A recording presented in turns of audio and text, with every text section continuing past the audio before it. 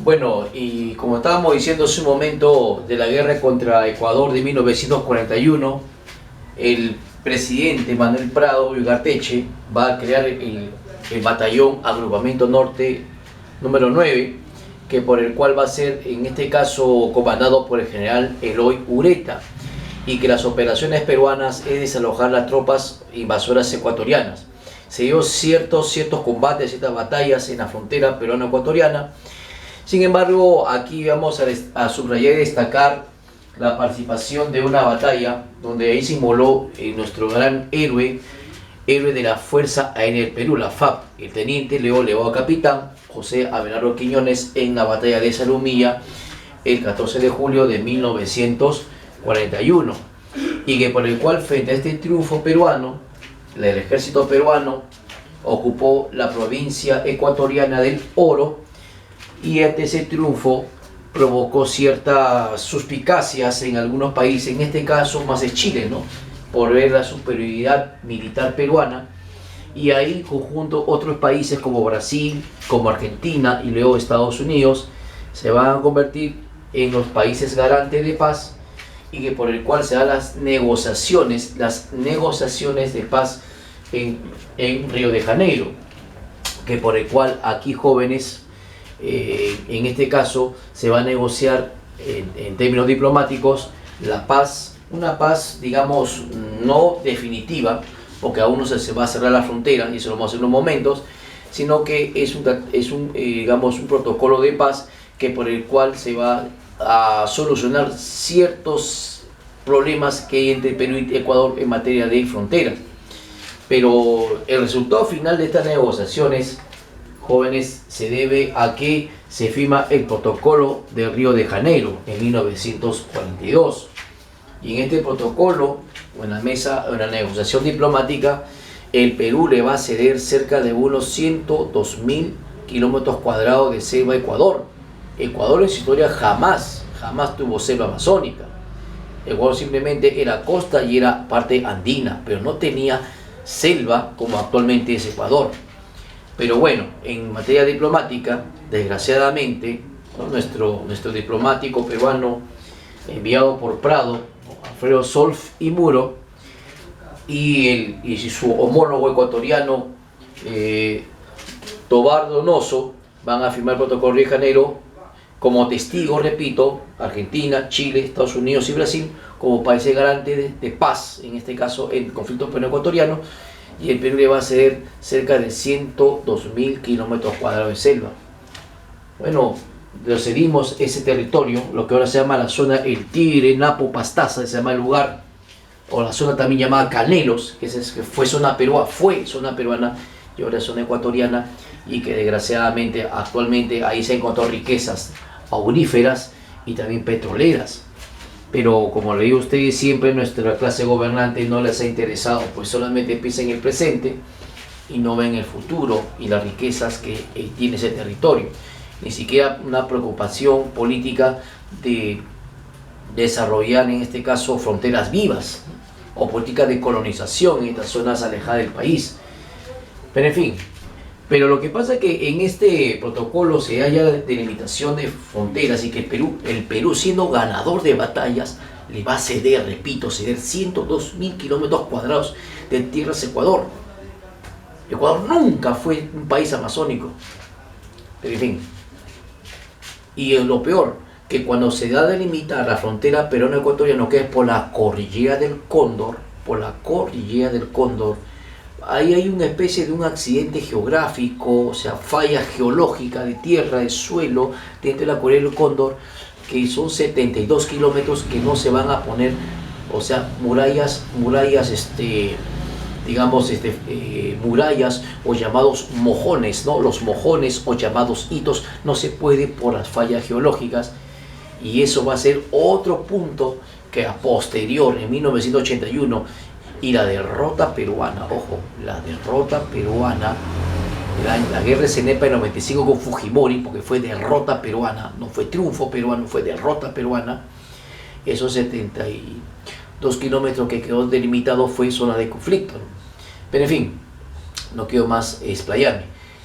Por lo tanto, en ese conflicto, En materia diplomática perdimos nosotros, ¿no? Pero en materia militar ganamos, pero bueno, al final eso siempre será nuestra historia de las fronteras o límites o tratados internacionales que firma el Perú, ¿no?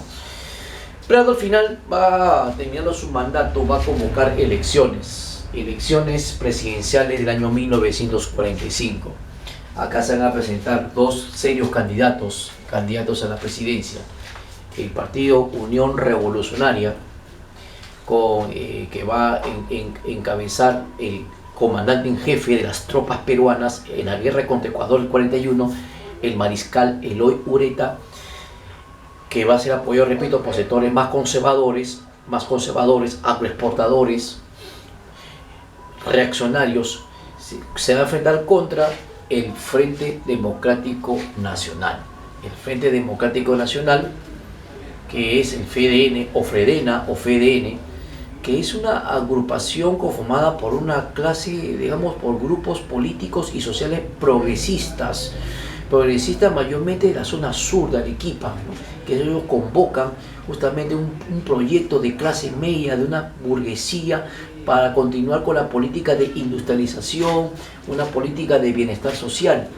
Está encabezado por el catedrático, profesor de Derecho de la Universidad Nacional San Agustín de Arequipa, el doctor José Luis Bustamante Rivero. Pero esta fuerza contó con algo insólito, que es el apoyo de fuerzas norteñas progresistas. Un partido progresista que de una manera u otra era, digamos, un partido clandestino parcialmente, pero su fuerza política a través de sus votos va a dar el triunfo a uno de estos candidatos. Y justamente es el partido aprista peruano que va a contar con el apoyo a Bustamante Rivero. Imagínense, el norte, Trujillo, reducto del aprismo junto, y se une con el sur, que es Arequipa, que son cosas distintas, van a unir sus fuerzas, juntamente con grupos del Partido Comunista Peruano. En esas elecciones de 1945, la decisión fue de los votos apristas que llevó a Bustamante Rivero a la presidencia de la República Jóvenes, con apoyo y alianza del APRA y de los comunistas. Por lo tanto, Bustamante Rivero toma el poder, el mando de la nación, y lo que sucede, jóvenes estudiantes, es que el APRA va a tener la mayoría de escaños, o sea, curules, en el Congreso de la República. El APRA va a tener fuerza en el poder legislativo, o sea, en el Congreso, repito, de la República. Y es por ello que aquí se va a inaugurar el gobierno de Bustamante Rivero, que supuestamente debió gobernar 6 años, o sea, supuestamente debió terminar su mandato en 1951, pero su gobierno va a ser interrumpido de una manera violenta. Cuando hablamos nosotros del gobierno de José Luis Bustamante Rivero, vamos a hablar que su gobierno se llamó la Primavera Democrática. ¿Por qué la Primavera Democrática? Tiene que ver mucho con el contexto internacional, el triunfo de los aliados frente a Alemania y a Japón principalmente, ¿no? El triunfo de los aliados, la unión de los países democráticos y comunistas, ¿no? Juntos como aliados, triunfan sobre el nazismo alemán y el fascismo italiano. Por eso es una época donde confluyen estas ideas opuestas, ¿no? En una alianza para combatir contra estas ideologías totalitarias, nazi y fascistas. Eso también repercute en el Perú, ¿no? O sea que el APRA, considerado como un partido comunista en esa época y perseguido, ¿no? Va a entrar a la escena legal en la participación política del país. Repito, en el Congreso de la República. Ahora, cuando Bustamante Rivero sube al poder, ¿qué política económica va a aplicar Bustamante Rivero? La continuidad que hizo, en este caso, su predecesor Manuel Prado y Ugarteche. Es la política del ISI, ¿no? La industrialización por sustitución de importaciones, y a la vez políticas de obras públicas para el bienestar de la misma clase media y sociedad peruana.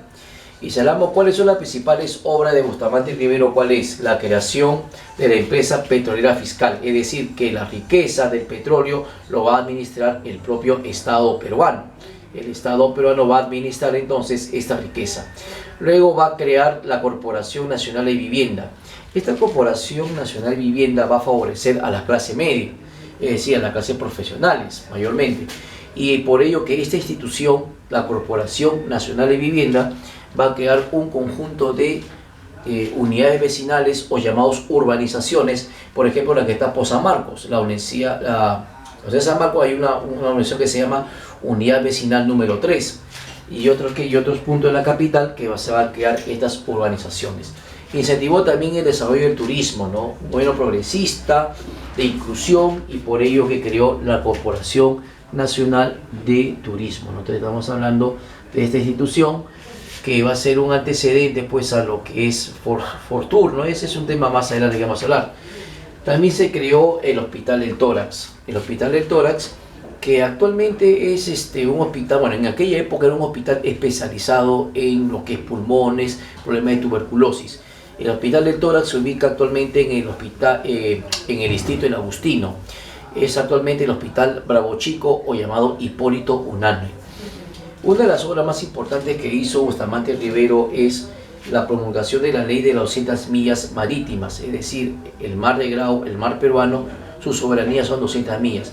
Esa ley de 200 millas también se va a unir Ecuador y luego Chile, ¿no? Entonces van a compartir los tres países su soberanía de 200 millas que le pertenece, y así el Estado peruano tiene su derecho a explotar, administrar la riqueza que tiene el mar de Grau o el mar del Perú, que desgraciadamente, bueno, por motivo ya ustedes saben, empresas pesqueras chinas, cubanas, rusas entran a nuestro mar y depredan nuestra riqueza, ¿no? Desgraciadamente así. ¿Para qué tenemos una marina de guerra en Perú? No, para desalojarlo. Si es nuestra propiedad, no nos pueden sacar nuestras riquezas. Bueno, en fin. Y también, ¿qué pasa? Que también sucede un hecho, digamos, un hecho que por el cual va a generar ya el inicio a la crisis del gobierno de Bustamante Rivero. Crisis y final de su gobierno. ¿Qué sucedió? Que hay un periódico opositor a Bustamante Rivero, un periódico que se llama La Prensa. La Prensa es dirigido por los sectores de la oligarquía agroexportadora opositora a Bustamante Rivero. Es el grupo sector opositor, ¿no?, de la oligarquía, que son los agroexportadores, reaccionarios, conservadores. La Prensa, cuyo director era Francisco Garrán Seminario, empresario del periódico La Prensa, va a ser asesinado, ¿no? Y eso va a provocar sospechas que fue prácticamente fue asesinado por los apristas, y se va a tejer muchas teorías.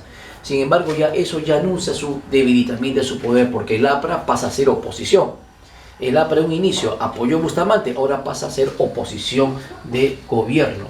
Por lo tanto, jóvenes, aquí en este gobierno vamos a hablar que el APRA se pone en oposición a su gobierno, y la oligarquía agroexportadora va también a atacar a Bustamante. O sea que Bustamante Rivero tuvo que enfrentarse en dos bloques. Un sector, la oligarquía agroexportadora conservadora, y el otro sector sería el grupo de los apristas. Sin embargo, los hechos donde ya se da que las rebeliones y la oposición al gobierno de Bustamante se da en 1948, cuando se da la revuelta de los marinos en el Callao. Esta revuelta de los marineros, de los marinos en el Callao, va a provocar justamente esta ya crisis, donde el APRA es el que moviliza a la Marina para rebelarse contra el poder ejecutivo del presidente Bustamante Rivero. ¿Y qué hace Bustamante Rivero? Declara al APRA partido ilegal, partido perseguido, partido clandestino. Estas crisis, estas luchas entre el Congreso y el presidente, el legislativo y el ejecutivo, llevar a cabo a que en Arequipa, señores, que fue su ministro, el ministro de guerra de Bustamante Rivero, el general Manuel Apolinario Odría, el 3 de octubre de 1948, de un golpe de Estado. Desde Arequipa se dirige a Lima, y lo que tiene que hacer Bustamante Rivero es simplemente escaparse o exiliarse a Buenos Aires, Argentina, y Odría toma el control y el poder, y iniciará un gobierno un inicio dictatorial o semi-constitucional, represivo, autoritario. Y ahí vamos a entrar a hablar sobre el gobierno de ¿quién? Del ochenio de Manuel Odría. Ochenio, los 8 años. Bueno, jóvenes, eso ha sido todo por hoy, la explicación de hoy. Nos salen las recomendaciones higiénicas sanitarias que tenemos que seguir en estos tiempos muy difíciles. Bueno, jóvenes, muchas gracias, hasta luego y nos veremos la próxima sesión.